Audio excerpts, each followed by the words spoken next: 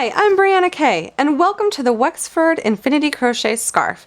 This is a really fun project where we've got some really fun cables to do, and it starts with an opening curve and a closing curve to have a really nice start and finish to our scarf so that when we wear it, it's nice and a clean finished edge. And let's go ahead and get started. I've already done the first 2 rows of single crochet stitches for a stitch count of 16 on each of those rows. Our stitch count for the single crochet in every single row for the scarf will remain at 16. On row 3, I've already done the first 6 single crochet stitches, so if you need to push pause to get to this point, feel free. And the next step that we are going to do is called the opening curve. Now the opening curve will count as 4 single crochet stitches and 2 floating stitches.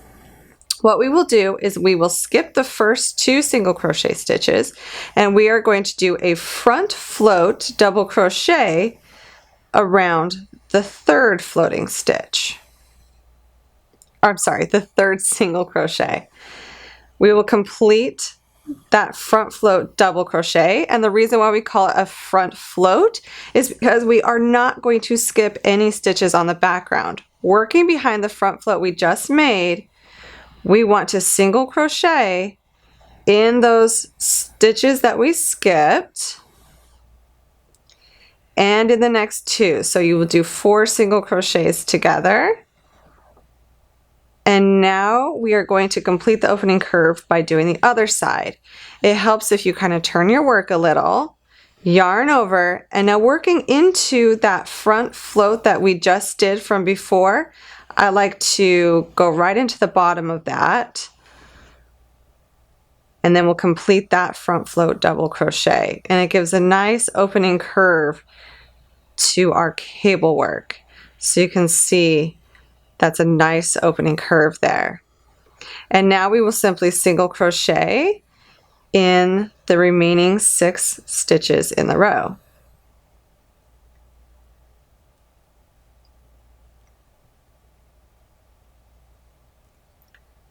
Now when we go on to row 4, this row tells you that for this row and every other even row in the pattern, we are simply going to single crochet across, skipping the floating stitches.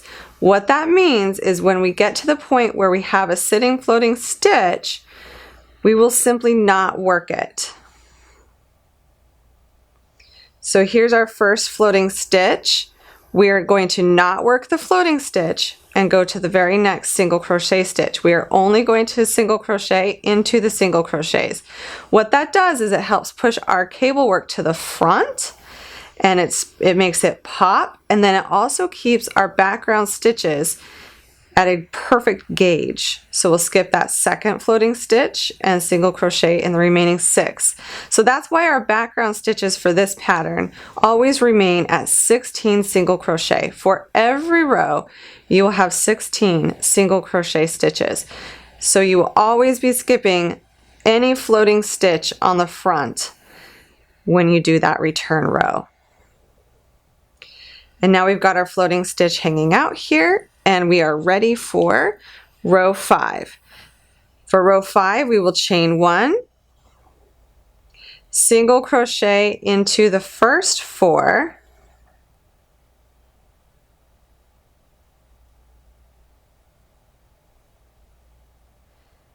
we are going to do a front float double crochet. And when we do these, we're going to be working around the next floating stitch from below unless indicated otherwise.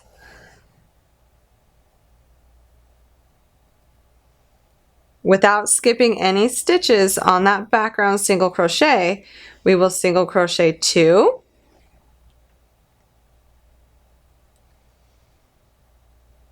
and now we are going to do another opening curve. Just like we did down below, we are going to yarn over, go to that, skip the first 2 single crochet, do it front float around the next without skipping any background stitches. Kind of working behind that front float we just did. We will single crochet the 2 that we skipped. And then into the next 2 for 4 single crochet stitches, and then we will complete the other side of this opening curve, where we will do a front float double crochet into the bottom. And you can do it all the way around the stitches. I just like to only grab a couple strands of the previous front float because I feel like then it's a less bulky join. And then single crochet 2. Now we're going to do a front float double crochet, which will be around this.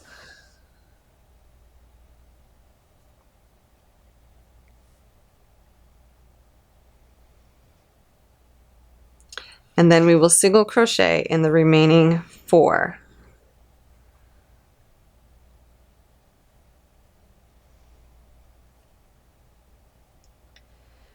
So now, as you can see, for row 5, we have a stitch count of 16 single crochet still, but we have 1, 2, 3, 4 stitches that are floating stitches.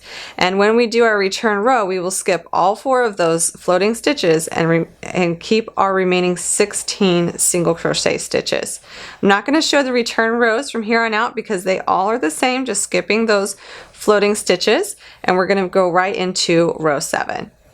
For row 7, we will begin by chaining 1 and then single crochet in the first 2. And then we are going to do a front float double crochet around the next available floating stitch from below. Then we're going to repeat that by single crocheting. Oh, I don't want to skip any on the background. Careful not to skip any on that background. I'm going to repeat that by single crocheting 2. Kind of split my yarn there. There we go. And then doing a front float double crochet around the next available front float stitch.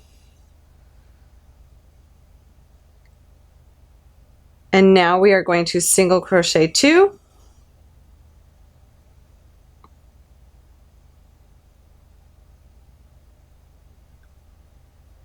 And here is our third opening curve for this pattern to get us started with this beautiful design.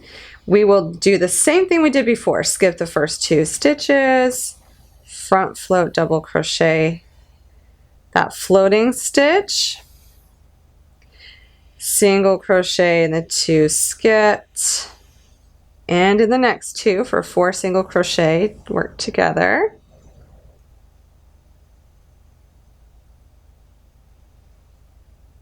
And now we will connect the other side of that opening curve by doing a front float double crochet around the base of the front float stitch we just made.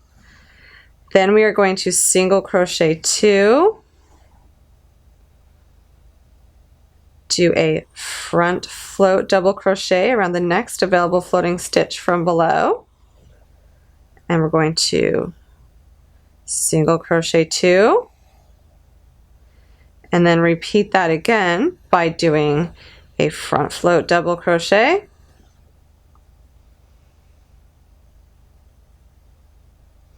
and then single crochet in the last 2. Now we've completed all of the opening curves for this pattern design, which means from now on for a while until we do the closing curve, we will have on the right side rows 6 floating stitches and 16 single crochet stitches. And then when we do the return row, we skip all those floating stitches and simply just do 16 crochet stitches. So the stitch count is going to remain the same for the right and the wrong side rows during our repeats. Onward to row 9, we start by doing a chain 1. We are going to single crochet 1. Then we are going to do a front float double crochet, single crochet 2,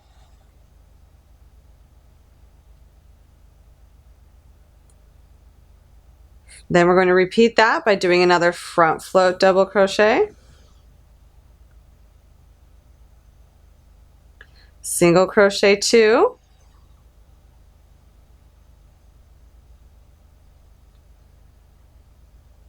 Now we're going to do a front float double crochet,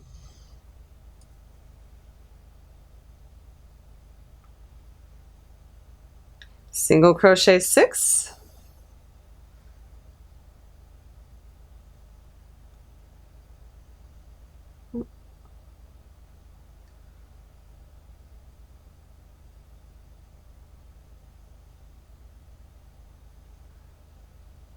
and then we're going to do a front float double crochet, single crochet 2, a front float double crochet,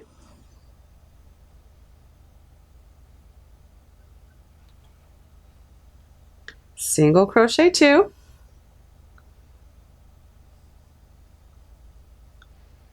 and then our last front float double crochet,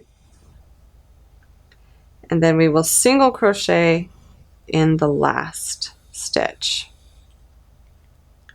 This is where we can really start to see our pattern work up. We can start to see that we've got a lot of floating stitches going, and they're in a really nice curve without skipping anything on the back. Gives us a nice back without gaps and holes. If anything is really pulling on here, go ahead and loosen up the tension on those front floats, either by pulling up your yarn a little bit more to make it looser, or tightening it if it's too loose. And if you're a really tight crocheter, you can always add an extra yarn over to make these front float treble crochets if it's really pulling. You will also notice when we do these front sides, we get a little bit of bulging going on top. It's not, as flat as doing a simple single crochet. That tends to correct itself on the next row on the reverse side when we skip those floating stitches and kind of push them to the front, and it brings our gauge right back to where we want it. This is now on to row 13. Since row 11 was a repeat of 9, I'm not going to repeat that on the video. Just simply rewind if you need to and do that repeat again. For row 13, we're going to chain 1, and then we are going to single crochet in the first 2, do a front float double crochet, single crochet into the next 2, another front float double crochet, single crochet in the next 2, our third front float double crochet,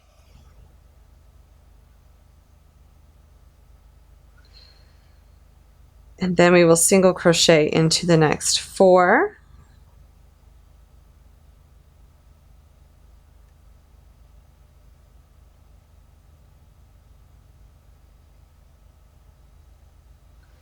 another front float double crochet. And if you notice, I don't tend to go underneath all of my strands. The reason why is, I kind of touched on this before, but I find it to be a bit bulky when I go all the way around the stitch. That's why I kind of designed these front floats to be slightly different. Now, if you are more comfortable doing this, go ahead, but I like to only grab a couple of the strands and go through those. I find the join to be a bit less bulky and a lot more seamless.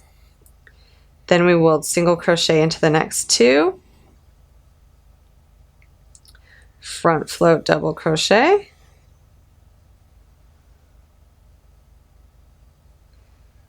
single crochet into the next 2. Hope you're getting a hang of this. Front float double crochet and single crochet in the last 2. And then just skip all floating stitches on the return row. For row 15, we are continuing to work these lines towards each other.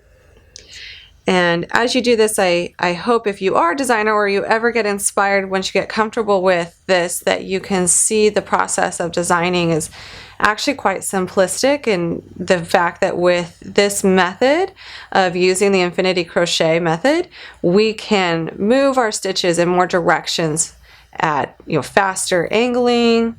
It's a lot of fun. We have more flexibility now with our designs. So on row 15, you will chain 1 and single crochet into the first 4, and now we will front float into our very first floating stitch from below. So front float double crochet, single crochet 2,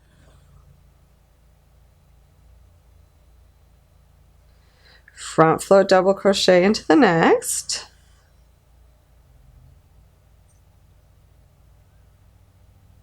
single crochet 2,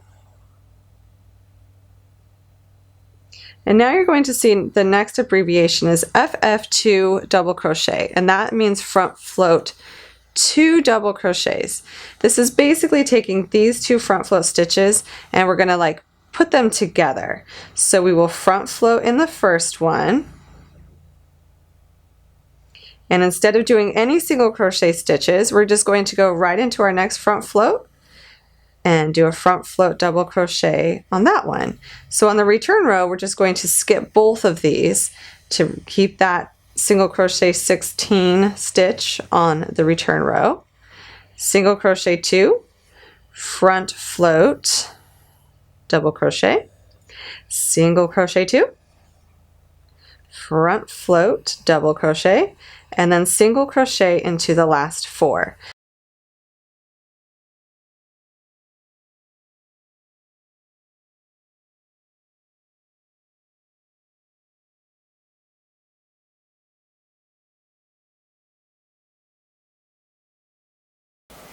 Now on to row 19, because row 17 was a single crochet across in each stitch row.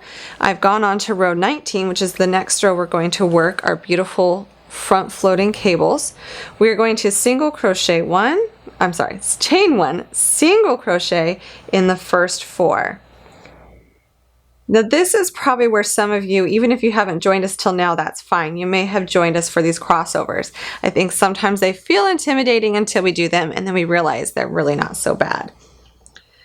So in order to do the first floating stitch in this row, the directions say to skip the first 1, 2, 3 floating stitches. And so we are going to work around this floating stitch, and we are going to do a front float double treble. Now a double treble is when we yarn over 4 times. I know that feels like a lot, but we've got a lot of area to cover here and we really don't want it to pull on us. So we need to make sure that floating stitch has a lot of slack.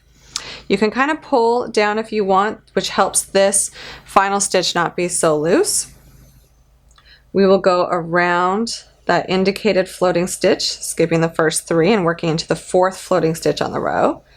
Yarn over, pull up a loop, and then simply keep yarning over and pulling through 2 until you have completed all the ones on your hook.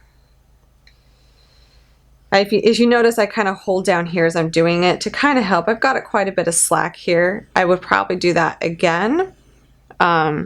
With practice, you get less slack there, but if I chose not to do it again, I'm going to show you, it's okay because we're skipping this and it will look fine on the next row. So then I'm going to single crochet into the next 2 and repeat that again onto this floating stitch, onto the next one.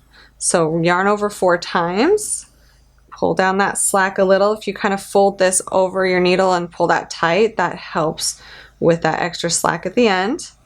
Go through that floating stitch. And then if you notice, a lot of times I'll grab down here to help me get through these and not have a ton of slack at the very end. There's our second one. And then we are going to single crochet in the next 2.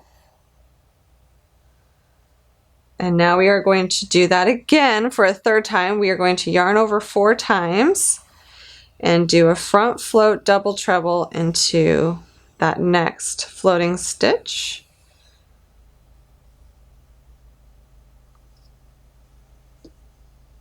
So now we have 3 lines coming across. Now this is going back to the first skipped floating stitch. This will be known as a left cross because we're not going to be working under the ones we just made. We're going to be working over them, which gives us that nice left cross. So we're going to yarn over 4 times. You'll probably have to turn your work a little and go back to the very first skipped floating stitch in that row and complete that front float double treble.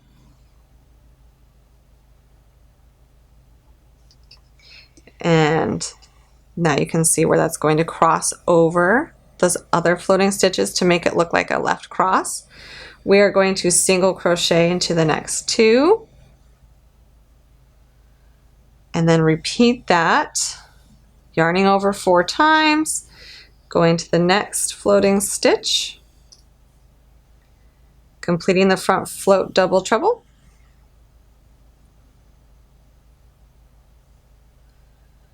single crochet into the next 2. I'm going to show you my progress so far. And now we are going to do another front float double treble into the next floating stitch, which is actually our last floating stitch of the row, because that will make for a total of 6 floating stitches. And then single crochet into the last 4.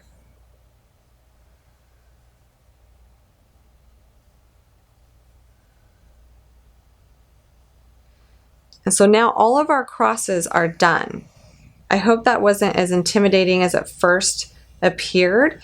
We still have 6 floating stitches, 16 single crochet stitches. We just simply worked them in a way that crossed them and didn't pull our, didn't change our gauge or anything by pulling these too tight by doing the double treble, which a double treble can take some time to get used to, so don't feel frustrated if it looks a little bit sloppy the first time. You can always undo and retry. And this is a great project to keep practicing the double treble floating stitch because there's a lot of repeats in it, and you'll find that as you go, it's a skill that gets better and better each time you practice it. So as you can tell, when I do the return row, simply single crocheting by skipping those floating stitches, even though some of my floating stitches looked a little bit loose at the end, a little bit sloppier than doing a front float double crochet because we were doing so many yarn overs, it ends up looking just fine as we move forward. It's okay if they were a little bit sloppy because a lot of it gets corrected as you do the return row, skipping those floating stitches and let them just pop on the front. For row 21, we are simply going to repeat row 13. And then in the next sections, it will be repeating rows 18 through 21. For this scarf, for the length, 21 more times. However, if you want it shorter or longer, just increase the amount of times that you do rows 8 through 21. So your scarf repeats have been beautiful, I'm sure by now, and you have a long scarf, but I'm just doing the swatch to show you how to do these important rows. And the closure will begin after a row 14. And so for the closure for me, this would have been the row 14, which is a single crochet in all the single crochet stitches, and the row before that was row 13. And so for the closure, this is how we're going to close the end. Now, like I said, your cables will look a little bit different, but this is the same concept and stitch setup. So we will single crochet in the first 4 after chaining 1.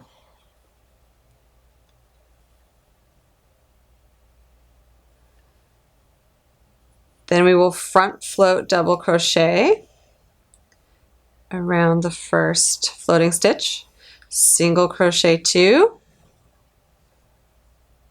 front float double crochet around that next floating stitch. Then we will single crochet 2, and we will do a closing curve. Now the entire closing curve, stitch count wise, will only count as 1 single crochet. The reason why is we're going to be connecting and basically dropping out the next 2 floating stitches. To do this, we will yarn over, insert our hook into skip the next one, insert it to the one to the left. So we'll skip this, insert our hook to the next floating stitch on the left, yarn over and pull up a loop, yarn over and pull through 2, leaving 2 loops on the hook. Then we will yarn over, kind of turn your work, and go back and work that first skipped floating stitch to the right of your hook. Yarn over and pull up a loop, yarn over and pull through 2, yarn over and pull through 2. And now what this has done right here is closed it. This has closed these 2 floating stitches so that they are joined together. We still have 2 loops on our hook. We are going to insert our hook into the very next single crochet stitch. Make sure that the yarn is behind that stitch, and then we will yarn over, and we are simply going to pull this loop all through all the loops on our hook to kind of give it a mock single crochet. And that's why that one is going to count as a single crochet stitch. Then we will single crochet in the next, and then we will do a front float into the next floating stitch, front float double crochet, single crochet into the next 2, front float double crochet, and then single crochet into the last 4. Now your closing curve won't look quite as dramatic as mine because you will have worked all the repeats and you will have brought your nice curved wider edges together. Mine's a bit tight of a circle. Yours would be more like this, so flipping this, you'll have a wider ending. But the concept is still the same, to where now we have dropped off these 2 floating stitches. We still have 4 floating stitches. So as we work this return row, we will simply skip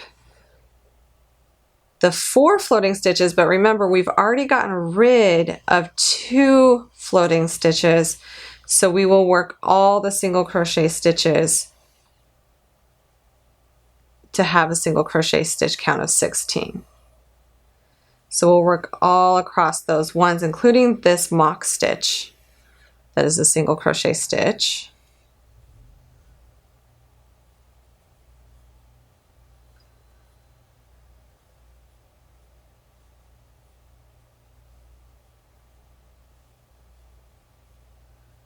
And all of our wrong side rows will be continued to work this way. It's just that our floating stitch count is going to lessen as we do these closing curves. So on to row 3 of the closure. We will chain 1 and single crochet into the first 6.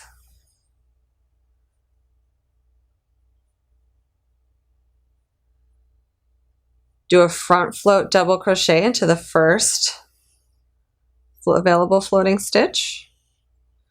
Then we will single crochet 2, and then now we are going to do another closing curve.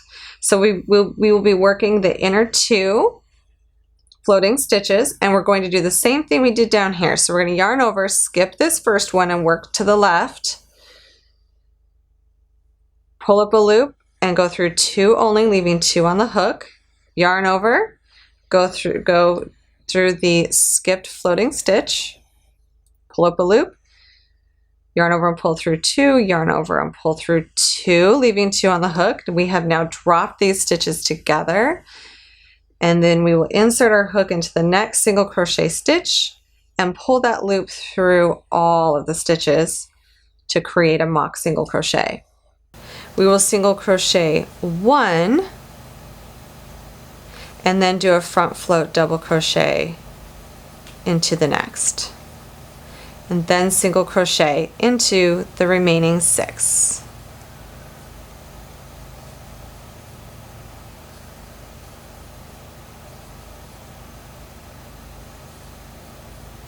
And now for this row, we have a nice closing curve here, a nice closing curve here, so we just created that closing curve, and 2 remaining floating stitches. So the stitch count is 16 single crochet and 2 floating stitches.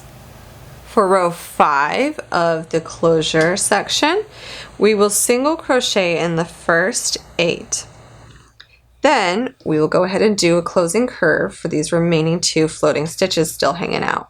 So same as we did for the first 2, yarn over, go to the left, so we're skipping the first front float, insert your hook, pull up a loop and yarn over and pull through 2, leaving 2 loops on the hook. Yarn over, kind of shift your work, go back into that first skipped floating stitch, yarn over and pull through 2 until you have 2 left on the hook. Then go straight into our next single crochet stitch on the background, yarn over and pull through all the loops on the hook to create a mock single crochet, then single crochet into the remaining 7. And I'm going to show you, I know this looks a bit tight just because I was following only the rows we needed to do this part, but I want to show you on the final scarf, this is how your closing curve will look. The only difference here is it has a few more repeat rows before we did that. But this is the opening curve. We followed that through our crossovers with lots of repeats to the closing curve, and then all you need to do to finish is do a nice simplistic border, and then you have your scarf. I hope you really enjoyed this and you've enjoyed continuing to learn Infinity Crochet. It's one of my passions. I love being able to cable in a unique way that has so many benefits. As you notice, there's no holes on the back. That's huge, especially when you're trying to maintain a background stitches with gauge, so shaping becomes easy without having to worry with a lot of gaps or changes in gauge with those holes. And then on the front we have beautiful dancing cables that we can shift a lot faster and do a lot of cool crossovers. I hope you enjoy the rest of your day.